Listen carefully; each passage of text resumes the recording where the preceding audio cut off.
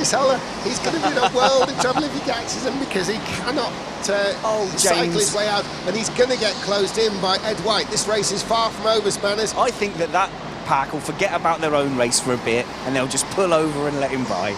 Yeah, that's likely, isn't it? Because Dennis Holler, he's going to find the answer soon, because Mandapira is so, fixated on defending. He's got no other option. There's no one really in front of him for miles. All he's got to do is not lose this position.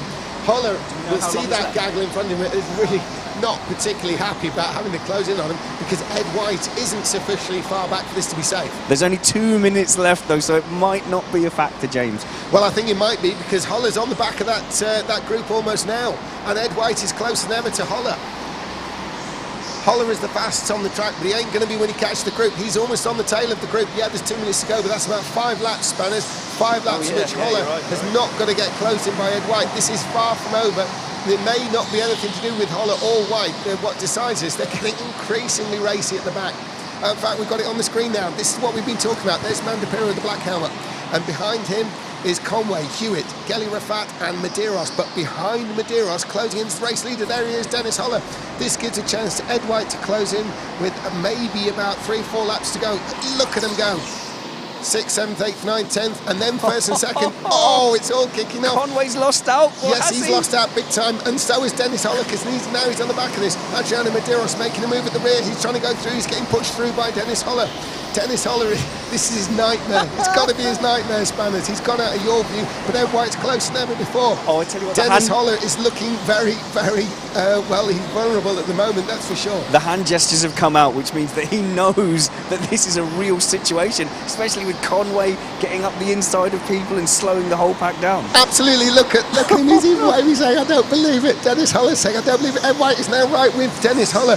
He's only a couple of car lengths behind. Yes, he is. Look at that on screen there. You can see that the back two are the race leaders, Holler versus White. This is Ed White's biggest chance. Surely this is going to be the last lap. Surely they're not going to get another lap in. And Dennis Holler is going to be desperate. He's trying to pass Medeiros. He does. And he gets through. Medeiros gets through too. Ed White bundles Medeiros out the way. He's fighting his own battle for second place. He can't wait for Medeiros. But this is looking good for Holler again. Holler is sort of back into, well, as much safety as you could say. The checker flag is coming out. Mandapira is going to come through. Where's Dennis Holler? Where's Dennis Holler? There he is.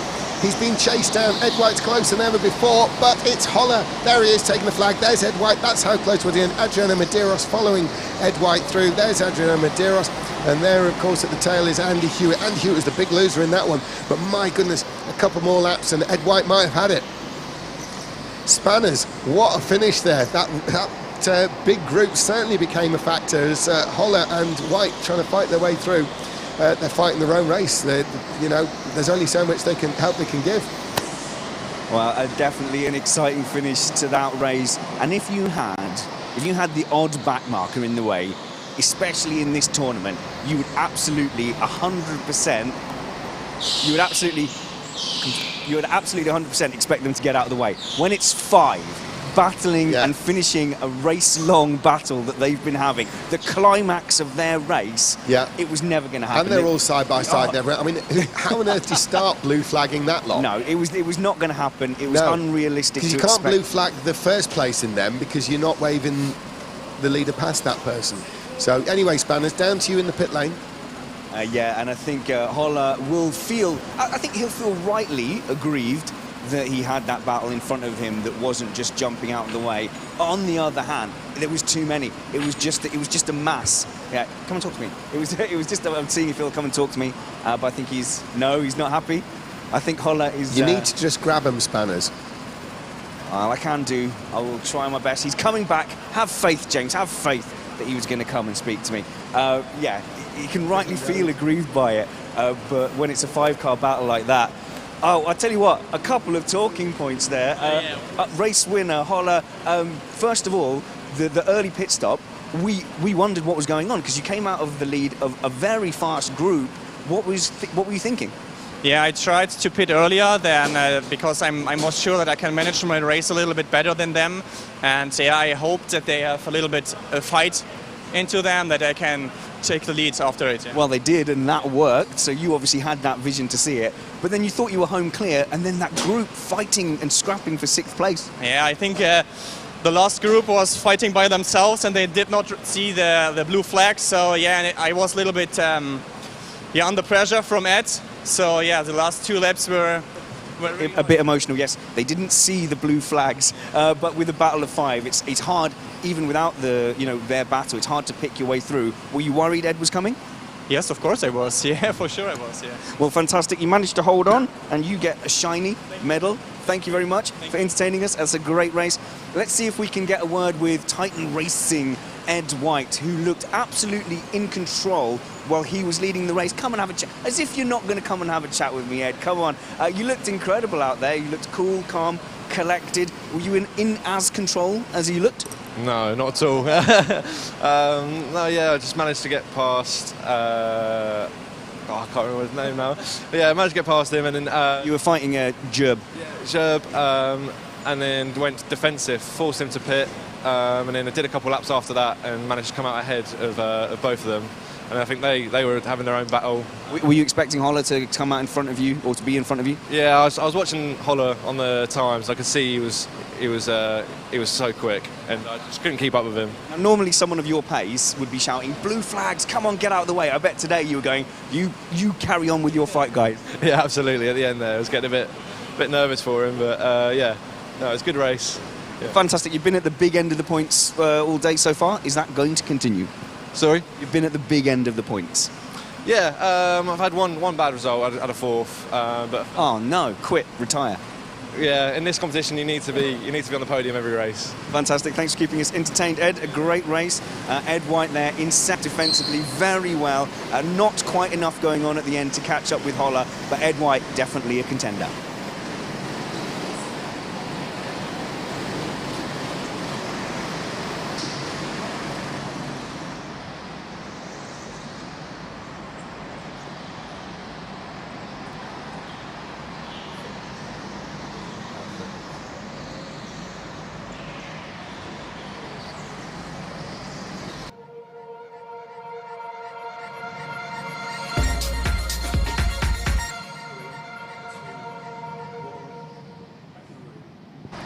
Okay, then everybody, we're getting very close to the end of the coverage for today. We've got 2 more races to go. This is round 3, heat 4, British Rental Kart Championship 2020, and it's hotting up nicely.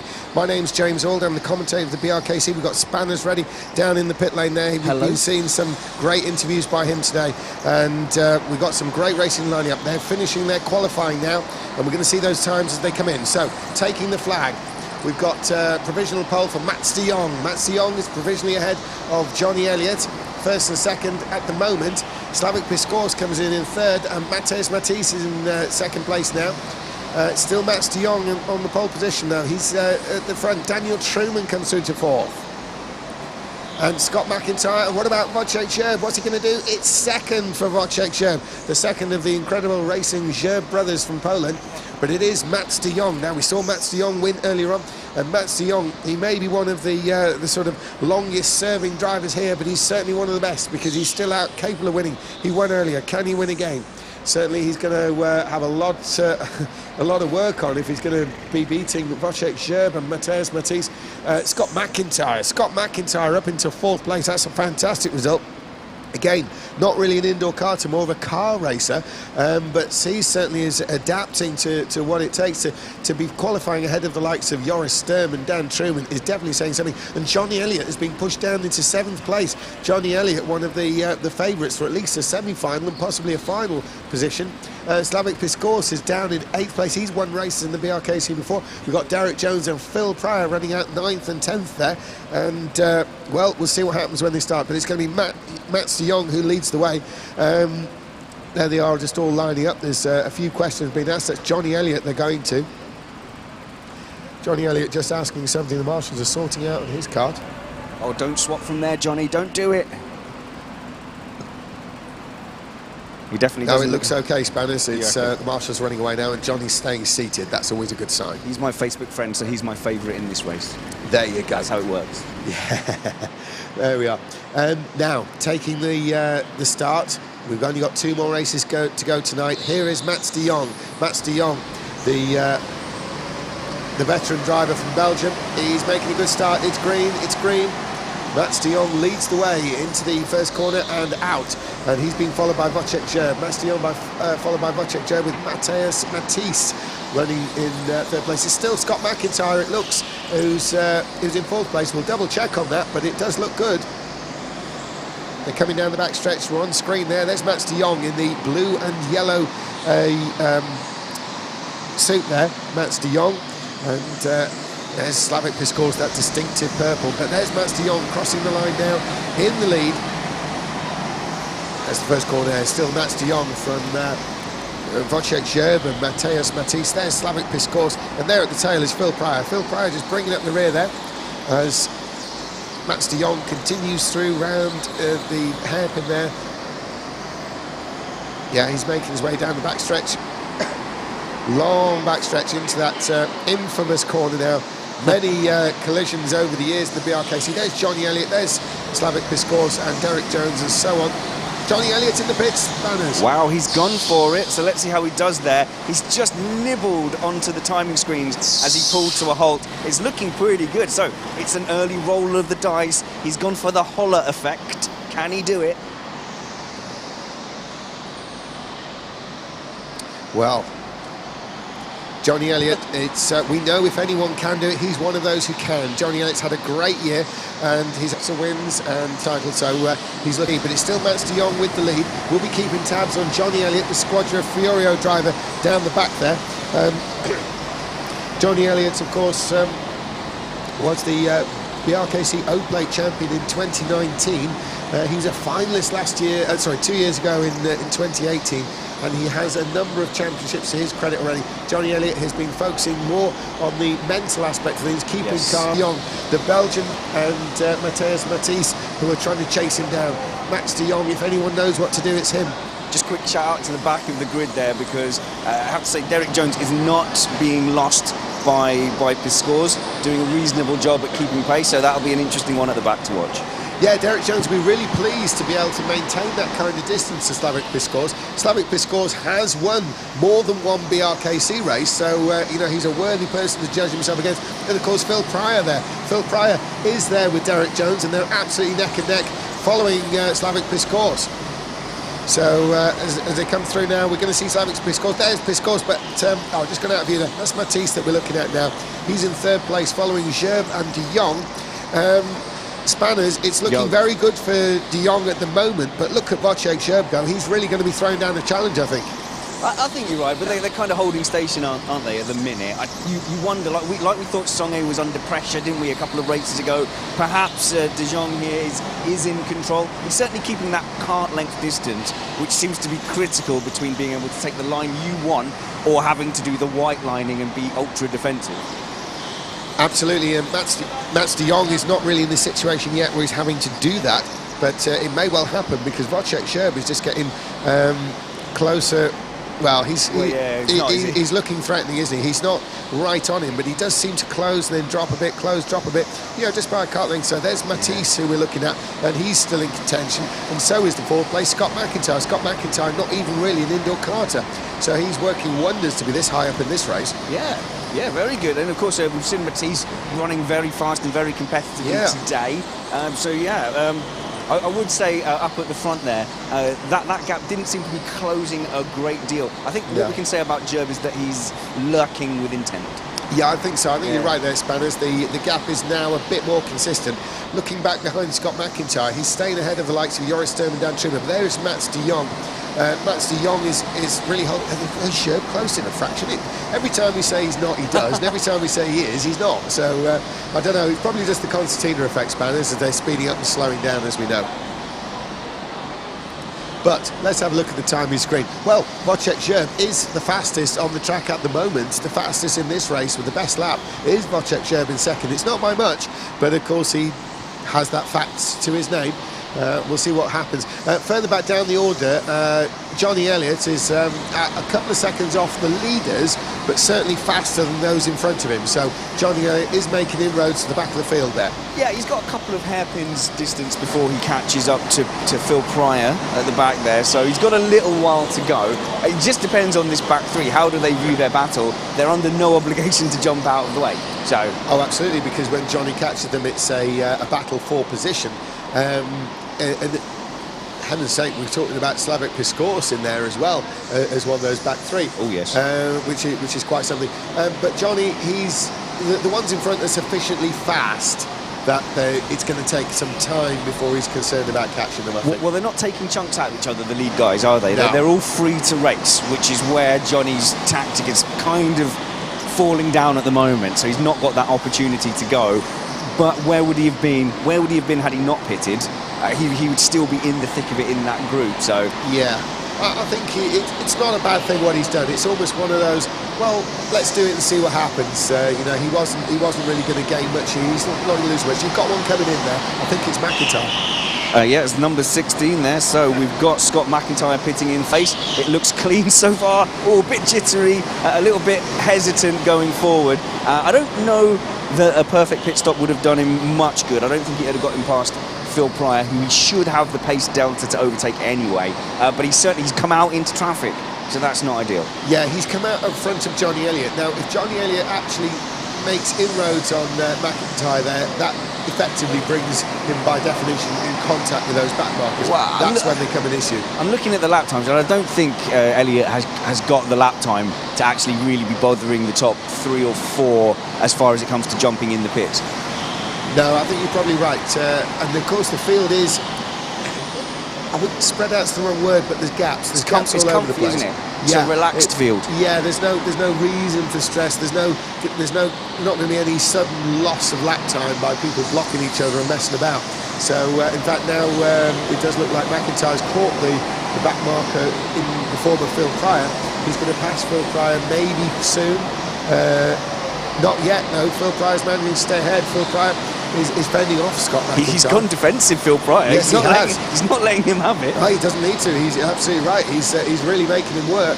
And of course, Phil Pryor doesn't want to lose any time to Jones, to Derek Jones. So you know, he's got a best interest in this. But Scott McIntyre's gone through, and he's taken the position there. His next one on his hit list is Derek Jones, and then of course, of all people, Slavik Piskors. Johnny Elliott is now on the back of, well, close to the back of Phil Pryor, only a couple of kart lengths. So here they are. There's Mats de Jong on screen. There is Wojciech Zerb and Matthias Matisse with a bit of a bigger gap back to third. Just like before, it looks like Wojciech Zerb is just matching for speed Mats de Jong, but not able to get onto him. It is a watching brief, I think, Spanners. I think it's just weird. On the straights, it seems to get further away, but in the corners, it looks closer. I don't know what phenomenon we're witnessing. No, not really, because the lap time is always in favour, and the new record lap on the previous one was for Mats de Jong. So I think a watching brief is what we're looking at, really. Maybe if he could close in, Zerb would. He doesn't. Well, he needs to, obviously, because he wants to win. But in terms of a great result in this race, I mean, second is going to be a great result. This will do, you know. He's doing what he needs, because I think, for my mind, especially with these record laps that Mats de Jong is periodically pulling off, even if he's not setting a record lap, he's still fastest on the track. So Mats de Jong is exactly the sort of person you want to be following around the course here in this race at this stage. I tell you what, I'm still interested, because I think Derek Jones is he's put his hand up, but then he didn't go in. So that's an interesting one. Piskors. Yeah, Piskors has gone in. So what I think has happened is Derek Jones was going to pit. Piskors then pitted ahead of him, so he decided to do the other thing. However, behind him, you had the effective 4th place. I've lost track a little bit. Number 16. Think that he was going to pit, and that's caused him a bit of problem. Into the pits now, number 13, Matisse, pitting in from 3rd place. He's looking pretty solid. I think he's going to come out on his own, well ahead of number 16, McIntyre. That's the driver I was struggling to identify. And here's earlier. Jones, Spanners. Here's Jones coming into the pits as well, so interesting to see. He's going to come out behind Piskors again, but Johnny Elliott has benefited the most from the whole Jones and McIntyre pit debacle, because he's now closed in a bit on McIntyre. Yes, it's great to see the good fortune falling Johnny's way, and this is actually he put himself in that position by making that early pit stop, and he's literally just picking off these places. Johnny Elliott is up to 7th place. He's chasing down Scott McIntyre, who we just talked about, and then in turn Matthias Matisse. Johnny Elliott's obviously got his eyes on absolutely all of them, or as many of them as he can. Joris Sturm has gone up to 3rd, with Dan Truman following him. And then there's quite a gap there in Matisse. So I wonder what really is going to go on. I mean, Wojciech Zerb is probably just going to sit there for the rest of the time behind Mats de Jong. He's not looking like he's making inroads. I think Mats de Jong is really dictating this race. He's going to be coming up to Derek Jones. Now, Derek Jones has already made a pit stop, but Derek Jones is a real sportsman. I'm sure he's going to wave the Belgian through. Yeah, there was definitely no ill intent there. It's just he didn't want to pit on the same lap as Piscors. Oh, and rightly so. Yeah, Piscors went in, and then but he had his hand up because he desperately didn't want to get in the way. Then he changed his mind at the last minute. Well, he had to change his mind, didn't he? As you say, because Piscors was coming in, but he's already looked over his shoulder. He knows Mats de Jong is there, we can rely on Derek Jones. He's part of the scene now. Yeah, we've got Storm into the pits, and I can tell you that it was Ruben Boutins that made that call for him to come in. So his team have identified that this is a good time for him to come out, and he's going to slot in ahead of Johnny Elliott, but behind McIntyre. Absolutely, and Ruben Boutins clearly managing the team from the sidelines and effectively running the race for Joris Sturm there as Sturm made his pit stop, and that puts him in 6th. Contact there, a very late and optimistic move, I think, from Matt de Jong, but I have to say Derek Jones is being lapped, so perhaps a bit unfortunate, and he has apologised. Yeah, he's waving his arm, he's letting de Jong through. Now, luckily for de Jong, it looks like Zerb was committed to coming in the pits. Yes, he did. So he has come into the pits now, which means de Jong can try and fix that lead, but he's definitely lost time. So I think Zerb is our net race leader at the minute, as far as I can tell. It could be what allows him to leapfrog it, but my goodness, that was pretty lucky for de Jong, wasn't it? Yeah, I mean, it was a big move to Jones was not going to disappear. So I don't know if Jones had indicated that for him to overtake, but it all looked a bit clumsy. Well, it's not noted as a good overtaking place, this hairpin at the final corner. It's certainly a tempting overtaking place. Everybody tries it and very few pull it off. It usually fails, and it often ends up in a bad pass flag, but people can't help but try it. It's way too tempting. Here's Mats de Jong. On screen there's Mats de Jong, the Belgian veteran driver. This is where he had the collision last time. No problems, of course, this time. He's absolutely out there on his own. Now, he's got to try and make up some distance between himself and Wojciech Zerb. Now, in this situation, Mats de Jong may elect to now stay out longer than he was really figuring on initially, just to try and put some gap there. It's tight. It's really tight. He is slightly faster on that last lap than Wojciech Zerb, but it's one of those little bits that has to add up. Yeah. Mats de Jong is going to have to put a string of epic laps together to be certain of victory. Really, what it's about Mats de Jong, who we're looking at on screen, not having to come out the pitch side by side with Wojciech Zerb. That's just what he doesn't need right now. Yeah, and it looks like the gap is just under a pit stop at the moment, and we've got the 17 car coming into the pits. That's Daniel Truman, and he's going to come out in clean air, but he will have been leapfrogged by Johnny Elliott. Yeah, we've seen Dan Truman in so many BRKC races over the 10 editions there have been. He was around when it was an outdoor series. He's been around in the indoor one. Dan Truman is often in the mix of things, and at the moment he's sort of solidly in the mid-pack. There's Mats de Jong, and he's solidly at the front. Spanners, carry on. Oh, sorry, James. I think de Jong can pit now. Well, I've got some interesting news for you, Spanners. Yep. The new lap record for this race is currently held by, guess who? Scott McIntyre. You tell me. It's Scott McIntyre. Oh, wow, okay. Yeah, nice. Unbelievably. He's a new driver to the indoor scene. He's not somebody who's done much indoor karting at all. He's actually a car racer, which is a completely different thing, really. Yes, it's got 4 wheels, but a much different sort of idea of how to compete. Format of races, everything. So a real sterling effort for him to be running not only in 4th, but with the fastest lap against the likes of Mats de Jong. And de Zerb. So wait, when does de Jong make that move? When does he feel? Because I've got a feeling he's got communication to the pits.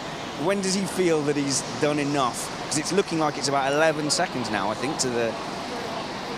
Yeah, I mean, when it comes to de Jong, he's going to be able to make his own judgment. I reckon what we'll find is is if he was intending on pitting a little bit earlier, he'll certainly be pitting later now.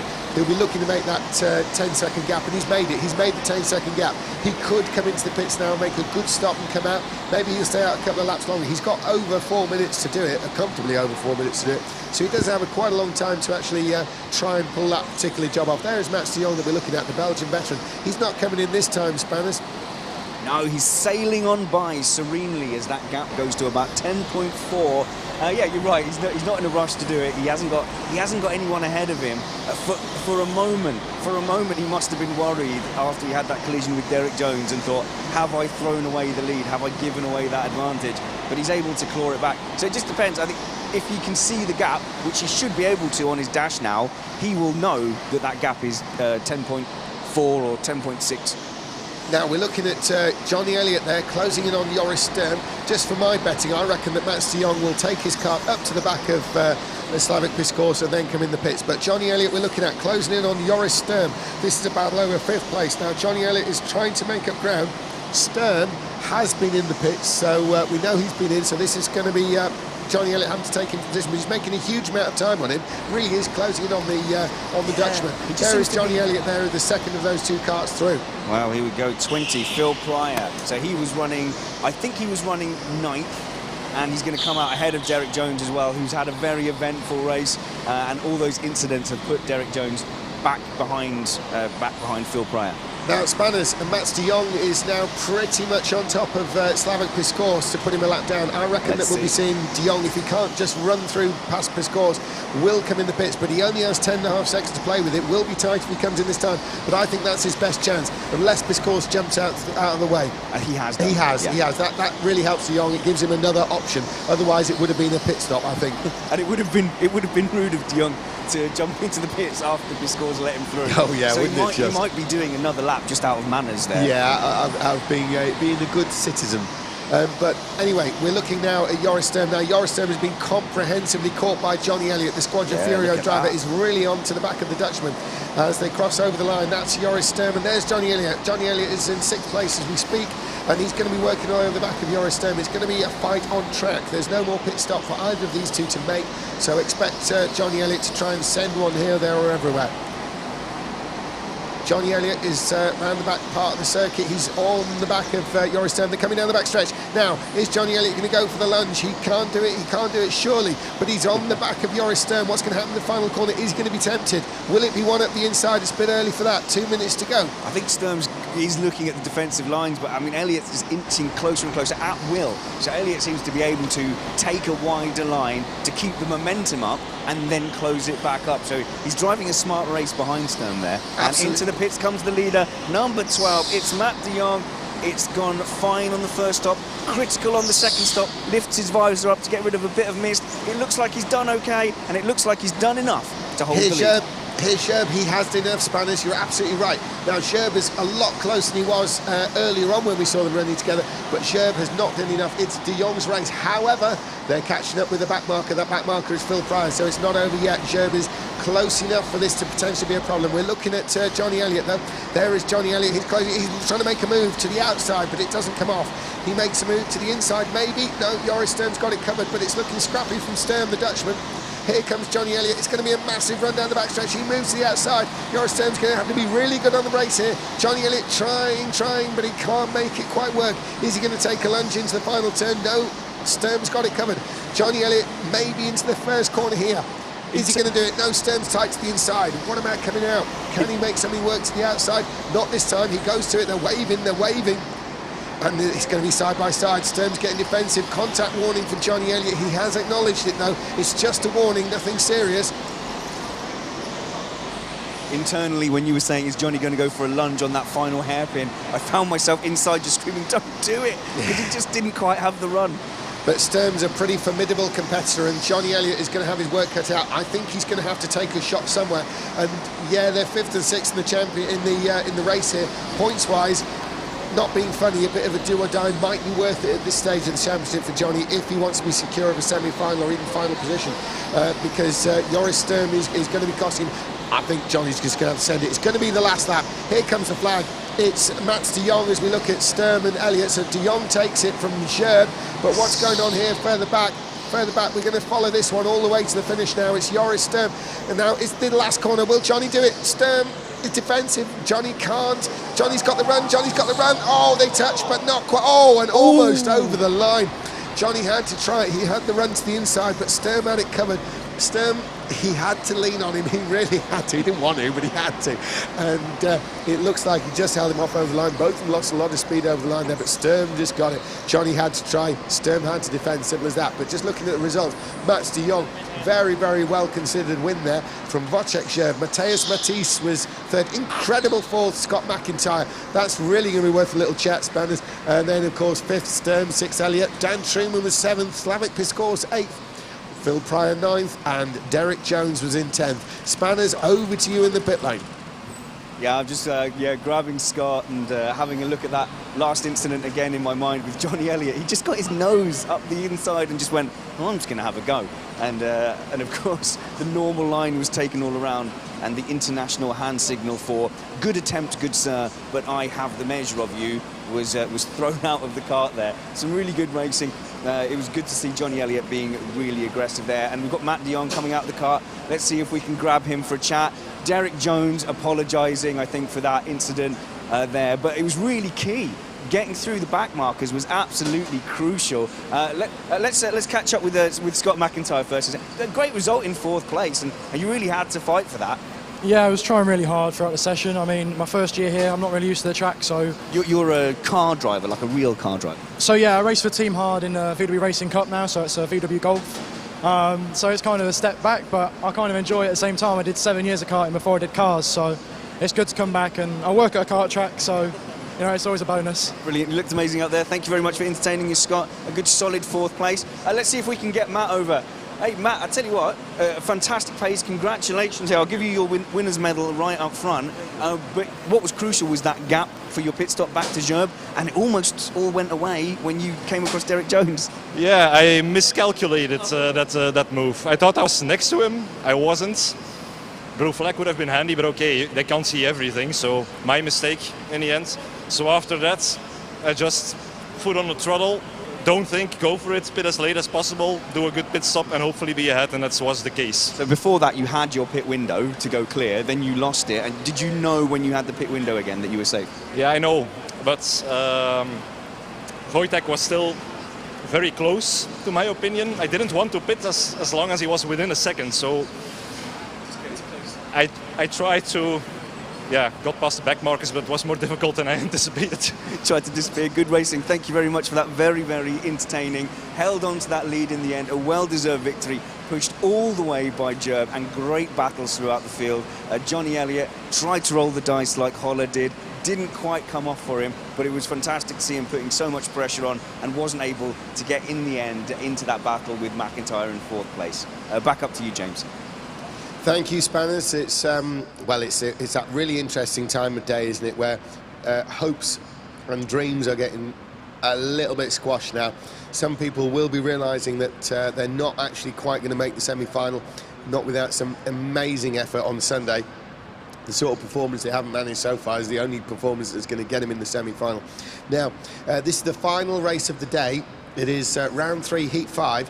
And in this race, we've got Carl Stevens, Patrick Naroda, Robert Schechel, Dan Healy, Joel Arguz, Harvey Bull, Dominic Muir, Adam Preston, Jana Verbreken and Nicole Egner. So again, a bit of an all-star cast. It's going to be a bit wide open, I think, Spanners, this race. They're heading out to start their qualifying laps. They're on their warm-up lap now, and when they cross the line next, they're going to be starting that qualifying run. James, pick your pole. Who's your pole position? Well, look who's coming through first. It's Schechel. Remember all the trouble there was going on there with Schechel. Wouldn't it be something if he managed to pull that off? But I reckon in reality, the pole would have to go to Dan Healy. What do you reckon? I trust you, James. You're somewhat of an oracle, really. Well, I've been an oracle that has a nasty habit getting it wrong. Normally when I'm in the bookies and the horses, I will fail. So, now as they come in now, we've got Robert Schechel. Robert Schechel, who's going to set the initial pace. He's been chased down by Naroda by the looks of things. So Schechel's first. Neroda's now fastest. Neroda's quick. It's still Neroda. Dominic Muir's taken second place, but it's still Dan Healy. Dan Healy's up at the front. Carl Stevens is now in second, but it's still Dan Healy, and Patrick Neroda has taken the position. Patrick Neroda is up at the top there. Jan Verbrechen, Patrick Neroda, Dan Healy, Jan Verbrechen, Carl Stevens, Nicole Egner, Dominic Muir, Robert Schetchel, Harvey Ball, Joel Arguelles, Adam Preston in 10th place there. Now, what a run there by, well, practically everybody. That's a very fast run there by Patrick Neroda to go top, but it's very close. It's, 0.2 of a second, really, Spanners. So, I don't know, you're down in the pit lane. That would have probably looked at everyone at the same speed coming across the line, was it? No, I've got a very sensitive eye. I can tell 0.2 from down here. It's incredibly useful. Yeah. And you saw it on this occasion, I did, yeah. I called it. I was busy writing stuff down, but I definitely would have said it if you hadn't. Superb. Well, at least you're down there, aren't you? The main thing is, from his point of view, is that Patrick Neroda is going to start this race from the pole. Dan Healy is going to be on a bit of a mission. This is potentially his least stressful going in heat race, and he does need to get a good point score from this to continue it in the championship, to keep his championship hopes alive and making the semi-final and hopefully, from his point of view, the final. Then Dan Healy is, at the very least, he probably needs a second place, and I'm sure in himself he would like first. Jan Verbrechen, though, he is former Belgian champion, and he's going to be important in this. So is Carl Stevens, who's well up there. Nicole Egner, one of the top female drivers in the world as we speak. She's going to be starting in 5th place. But here they come. It's Patrick Neroda who's going to start the ball rolling here. He's taken around very slowly. Are they going to go green? Yes, they do. They do go green, but that's a just about green. That's about the longest stretched out start we've seen. That's probably just about on the edge of what Phil Stanley, the boss here at Formula Fast and event coordinator, is going to tolerate. But well, he's taken on the chin. It's the last race of the day, and that's probably a lot of what's gone in Patrick Neroda's favour there. You're saying that's a Friday afternoon race start? Yeah, that'll do. There you go. And it'll certainly do for Patrick Neroda, because he's coming around in the lead. He's got Dan Healy with him, and then there's a bit of a gap already to Jan Verbrechen. So Dan Healy's got the kind of start he needed.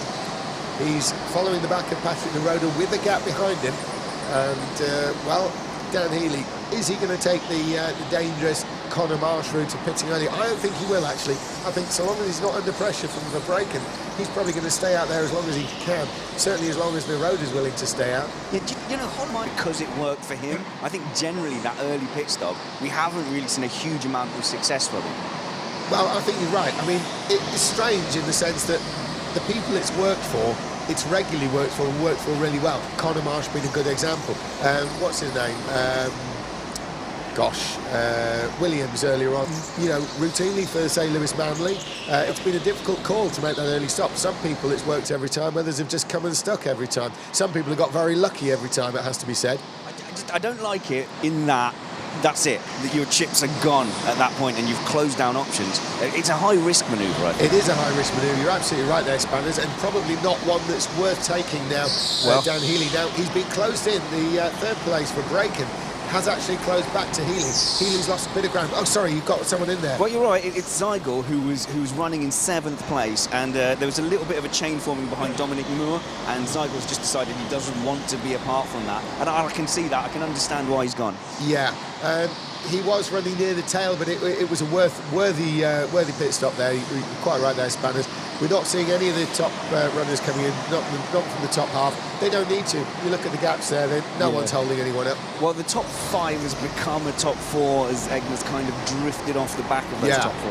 Nicole Egner, the German lady, she, of course, you know, she was European women's champion last year. She's very fast, we know that, but she is just dropping a bit off the tail of those 5, so that gap is opening up. She's still sort of visual contact with them, but that gap is opening. Patrick Neroda at the other end, of course, is starting to open a bit of a gap to Dan Healy. Look at that, Spanners. So Patrick Neroda continues on his way in the lead. He's actually got an increasing gap to Dan Healy. They're around the far end of the circuit there on the revised layout. It's the final time that these drivers are going to be using this revised layout of this lot. We're going to be using 5 races in the morning, but no one in this heat is going to be racing on this one again. It'll be all changed back to the original layout when they take to the track sort of late morning onwards. But Patrick Neroda's got a bigger lead than ever before. Look at that, Spanners coming past you. That's the biggest gap you've seen. Well, yeah, I mean, it's looking like about 4 or 5 kart lengths, and Healy's kind of looking behind him now. So, yeah, I mean, if Neroda kind of gets away with this because Healy's looking over his shoulder, you know, that is one of the beauties of this track and this layout in general and this form of karting, is that you can suddenly see defence and attack switch around and either disappear or find yourself swamped in a chain of karts. Yeah, what's even greater is it's dead easy for us to spot as well. There's a change of position almost at the back there. It looked like it was Adam Preston involved in that, I'm assuming with Harvey Ball. But as they come around now, there's a bigger gap down to 5th, and there's probably a bigger gap 1st to 2nd. So, if anything, we've got a bit of a group 2nd, 3rd and 4th forming, with the leader having pulled away forward and the 5th dropping back out of that. Seeing where the action will be, Adam Preston and Harvey Bull are in an interesting battle towards the back. That'll be one to watch out for. Yeah, they've already had a pop at each other going into the hairpin out of your sight, and it looks like they're going to try it again. But no, it's Adam Preston who's following Harvey Ball. He made a big attempt there last time, but not this time. Probably a bit worried about getting a warning flag for that. But nothing's flashed up, so it's all good. So there's no immediate need for the top 4, 5 and 6 if we want to include Dominic Moore.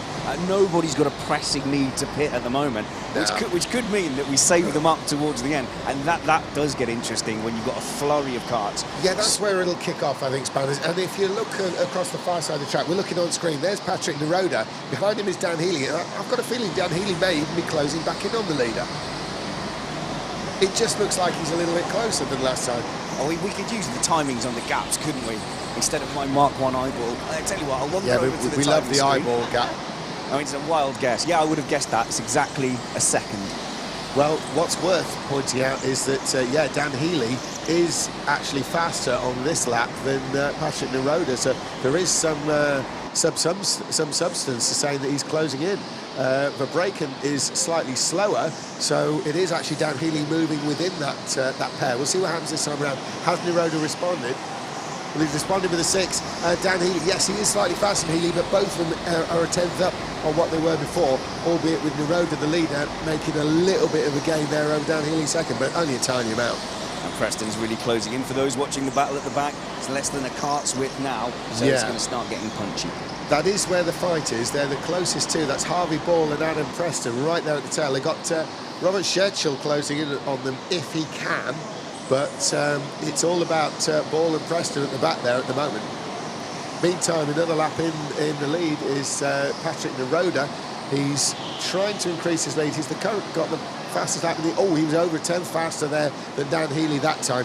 So Patrick Neroda is starting to pull the pin. In the pits comes Preston. Yeah, Preston's, he looked like he made a late decision to come in. He was either going to lunge down the inside of the final hairpin or go for a pit stop. And the pit stop he went for, which he's doing now, it's gone pretty smoothly. So now he's going to back himself to do enough lap time to get past Bull.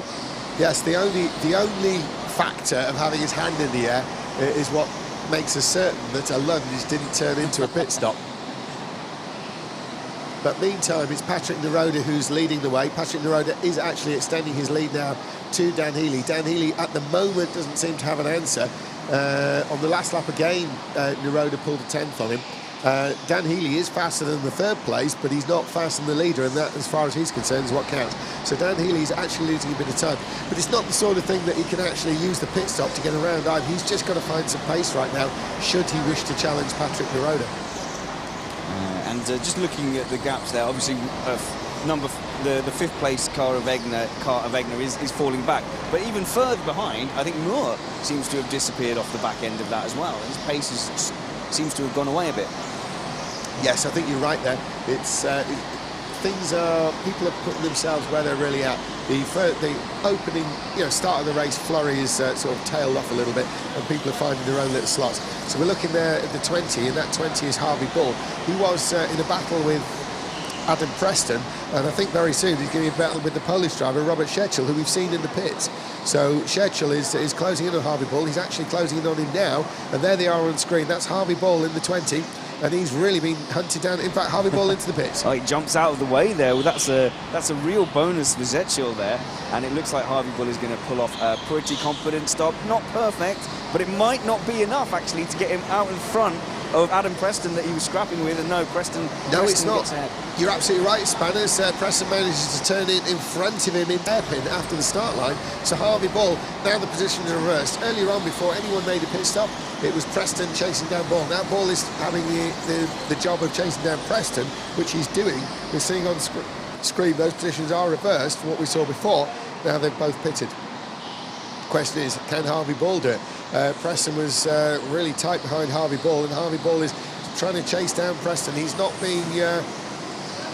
seeing Preston drive away, so it's still race on. Dan Healy's team name is Bantam Harstards. That's worth a point. Yeah, we'll and it's also one that we're gonna get wrong at some point in the weekend. No, isn't it? I'm going to keep saying it over and over again to tempt fate. Bantam Harstards. Good luck to you all. Yes, I think it's not just him. Who else is in that team, Spanners? Oh, I'd have to go flicking. Well, I think it's Sam Slater and Tyler Mays. Sam Slater and Tyler Mays, both of which are drivers we're going to talk about a lot, as we know. So, yeah, we're in danger there with that team name, Spanners. But Harvey Ball, now he's still chasing Preston, but they've been joined by the leader, by the looks of it, by Patrick Naroda. So are they going to be moving out of the way? Is Naroda just going to force his way through? And of course, with Patrick Naroda comes Dan Healy, and that's going to be the thing to watch. There's Adam Preston, and, well, Patrick Naroda's shaking his head. But he's got through, that's the bit that counts. Adam Preston looking over his shoulder. He knows it's going to be Naroda, not Harvey Ball. He's going a lap down, not losing a position here. Oh, I think Ball could have done a little bit more to get out of the way there of Verbracken. Yeah, Verbracken is now past Ball. So that is Healy and Verbracken past Ball. But Naroda, what's happening with Preston? Reference Naroda. Yes, Naroda's got him. Naroda's got him, but Dan Healy's all over the back. And I think Naroda may have even lost a bit of time. There's Dan Healy. Dan Healy's now got a clear gap between him and Naroda, so he's now back in contact with the leader. Well, frustratingly for Healy, the gap's still exactly a second. Yeah, in a sense frustrating, but it could so easily have been more than a second. They had to pass two back markers there, and that could have been even worse. Yeah, that's how racing drivers think, isn't it? Yeah, well, hopefully. That's the positive. That's the milk, what is it, the glass half full or half empty, isn't it? Well, Lead time, Patrick Naroda.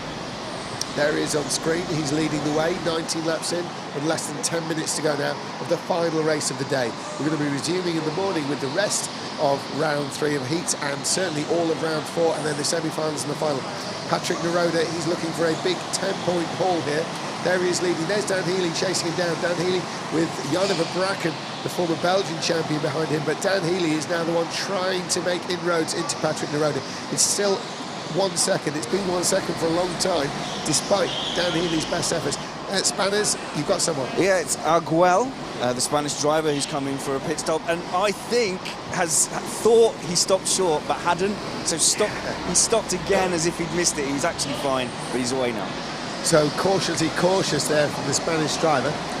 Meantime, another lap in, and it's still, well, it's 1.1 seconds, so really not much in it, although ever so slightly bigger gap there. Patrick Naroda, though, he is looking pretty convincing, because we know how strong Dan Healy is, and if Dan Healy can't exactly close in on him, that's looking good for Patrick Naroda, Spanners, even though it is only 1 second. Yeah, no, I mean, we know how fast the Bantam Harstards driver can go, so Naroda is pulling out all the stops to be consistently fast, and he's got to feel the pressure because he knows Healy's there.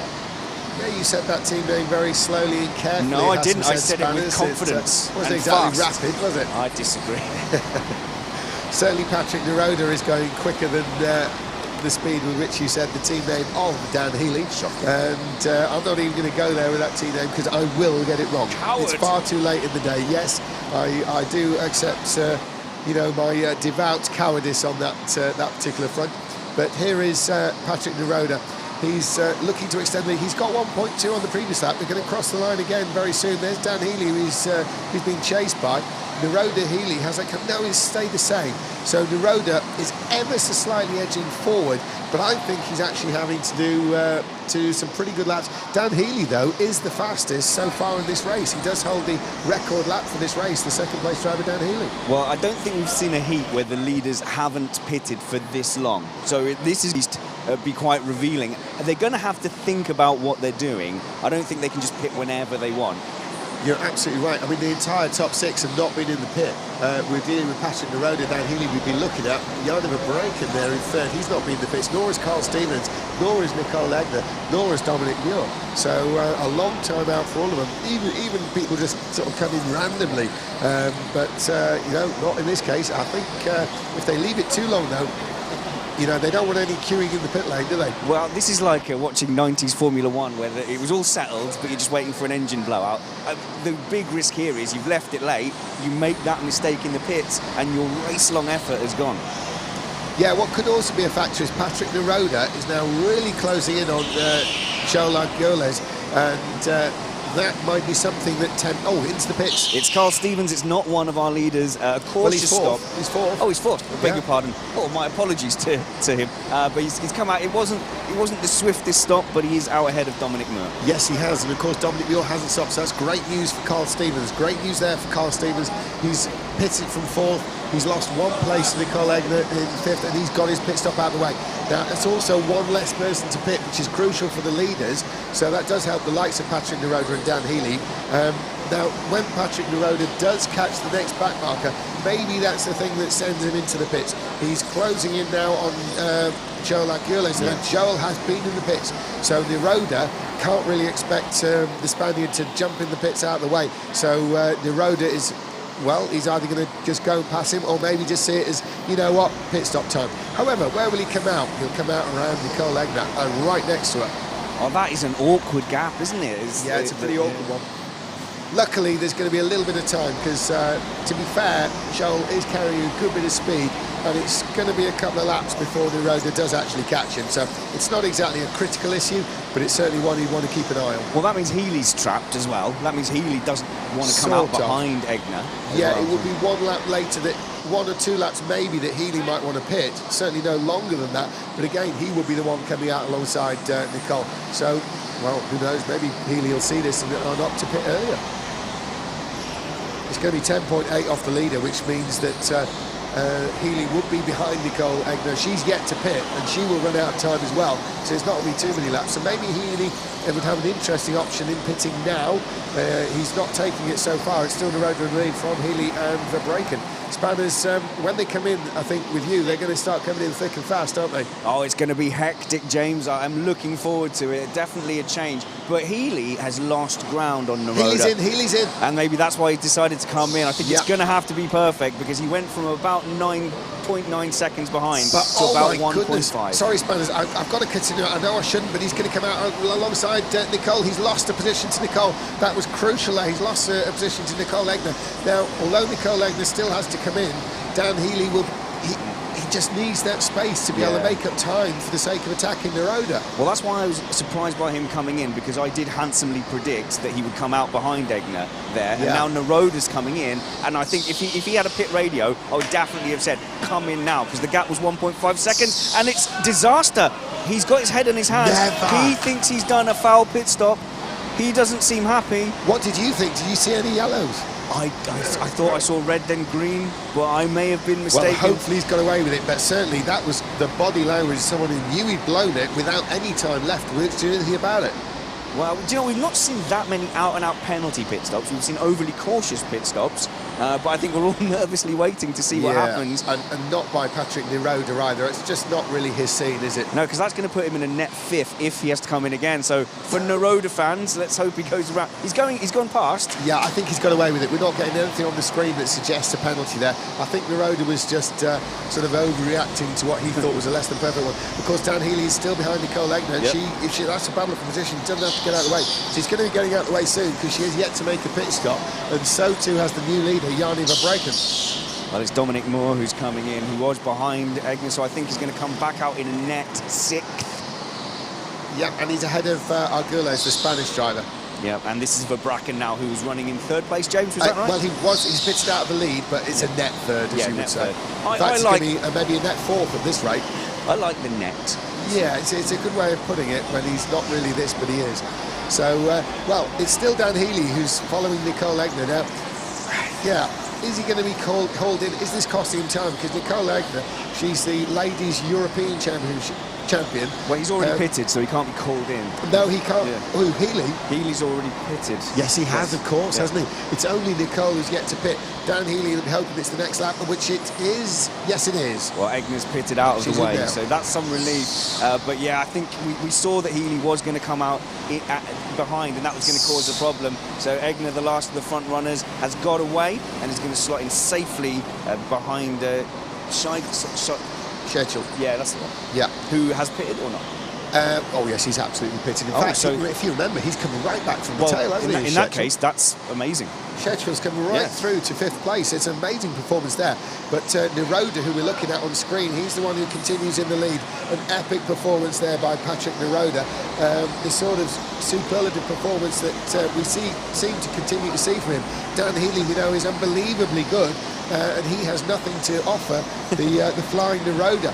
Jarno Verbreken was able to continue up into 3rd place. Carl Stevens is up into 4th, and that's a great performance by Stevens. In fact, Nicole Egner somehow has managed to find herself bundled all the way down to 6th, because Robert Schedschel's come through into 5th. Spanners, she's lost a lot of places there. I think overall, I think it is actually only one place. Okay. To the benefit of Schedschel. To the benefit of Schedschel, and then I think Mur has dropped back and lost a place as well overall. Yeah. But it's interesting that Neroda's reaction, which was one of utter despair in the pits, was because he only wasn't exactly perfect. And in fact, his net lead went from 1.5 to 2.5 over that pit stop. Now, Spanners, I'm going to show some age here, but I come from a time before transponders and electronic timing. Okay. Now, one thing I'll tell you is if you cross the line side by side with another kart, you wave like crazy because then they'll think you beat it, all right? Yeah. Even though you might not have done, all right? Actually, so the one waving biggest is the one who probably gets the result. I've been learning all this from Van Gien and Philpott, who basically said never apologise for contact because it makes you feel guilty. Do the winning first and the apologising later. Now, the key thing is Neroda almost, if we didn't have the electronic system, could have talked himself into a penalty there. Because it looked that bad, his response to it, that you assume he made the error. But here he comes through, he's the winner. Patrick Neroda wins, he wins the final race. Dan Healy in 2nd place. Now, he may feel disappointed, but that's a great ton of points for him. 2nd place, 9 instead of 10, that's a great result for Dan Healy, no questions, Banners. And 3rd place for Jarno Verbreken. 3rd place, Jarno Verbreken. 4th for Carl Stevens. Carl Stevens comes through in 4th place. What a result there. Robert Schedschel into 5th. Nicole Egner into 6th. Dominic Muir 7th. Joel Gould is in 8th. Adam Preston 9th. And Harvey Bull in 10th. And they're the final kart taking the flag. And Neroda, a very rapid in-lap. Goodness me. So here they come. Over to you in the pits there, Spanners. Yeah, I'm going to definitely try and catch a word with the top two there. An intriguing race, and when on the face of it, really, from the beginning, the only thing we saw was Schedschel making up places and Egner and Muir losing out on places. Yet there was stuff to watch at the back, and the fact that they left the pit stops so late kind of has forced us to think about this pit stop strategy, because there are going to be races in the heats coming up where you're going to have much more of a waiting game. I think some people have seen that although the pitting early and risking it out of the front can work, can be pulled off, it is certainly a high-risk manoeuvre. Now I'm trying to do idents here. They all look... Healy, Dan. No, Dan's walking away. Let's see if I can mug him. Hey, Dan, go on, let's have a little chat with you, because that was an intriguing race. Let's see if he can get a chance to get his helmet off. And, of course, we'll speak to Neroda as well, hopefully who won't disappear. It's always tempting to leave them to it because they're absolutely exhausted. But let's see. Come and speak to me. First of all, well done. A great race win there. Congratulations. It was very entertaining. On the pit stop, I have to ask straight away. You were comfortably in the lead. You'd increased from a 2nd to 1.5, yet your head was in your hands. What did you think you'd done? I think I was too fast in pit stop, and I think that would be a false start, but it was a minimal. So you thought you might have done a penalty pit stop. He kept you honest, though, didn't he, Dan? Sorry? He kept you honest behind, pushing you all the way. Yeah, he was very fast, but my kart wasn't perfect, but I do everything what I can, so Fantastic. Thank you very much, Naroda, race winner. Absolutely fantastic. You've got your medal. Good. Thank you very much. Thank you for entertaining us. Very good. We've got to get Dan here from the Bantam Harstead, and I will be looking at that team name when I read it every single time. You were with no pit stops, and with the time for the pit stop running out, you really had to throw the dice. Did you know you were going to come out behind Egner? No, I just wanted to do it earlier because otherwise, if I did it at the same time as Patrick, I was going to get stuck in the pits, and I don't know who was behind me, but they were quite close. So I thought if I get stuck behind Patrick in the pits, I'm going to lose second here. So I just had to do it early. Was it more about keeping second than actually pushing for first? Because there was a second gap there that just didn't seem to budge for a long time. No, I would set purple at some point and then just suddenly make a mistake, and it just stayed at a second for just the whole race. I couldn't do anything about it, unfortunately. So yeah, I just had to accept second. The standard here this year at the championship is just horrendous, isn't it? Yes, horrendous is is one of the many words I'd use. It's ridiculous. Fantastic. It was a great performance. Second place. Thank you for entertaining us from the Bantam Harsteads there. Dan Healy keeping Naroda honest. The standard is shockingly high, and we are in for a great race tomorrow. I hope you've enjoyed watching it up there as much as I have from the pit lane. Okay, well, what a conclusion there. Great win by Patrick Naroda. Dan Healy keeping him honest all the way. And that concludes the opening day of the British Rental Kart Championship 2020, the 10th edition of the championship. We're halfway through the third round. We've got the rest of the third round tomorrow, beginning from 10 to 8 in the morning. So again, another early start for us. And then the fourth round, the 3 semi-final races, and then the grand final itself. They're racing for £1,000, and 3 of them will get entries to the World Championship. Who's it going to be? Is it going to be Ruben Boutens for his 7th win, or will he be taken down by somebody, maybe the current world champion? But there's a lot of people throwing their hat in that ring today. So join us tomorrow morning from 10 to 8 onwards. Thank you very much. My name's James All. This is the British Rental Kart Championship. Thank you and good night.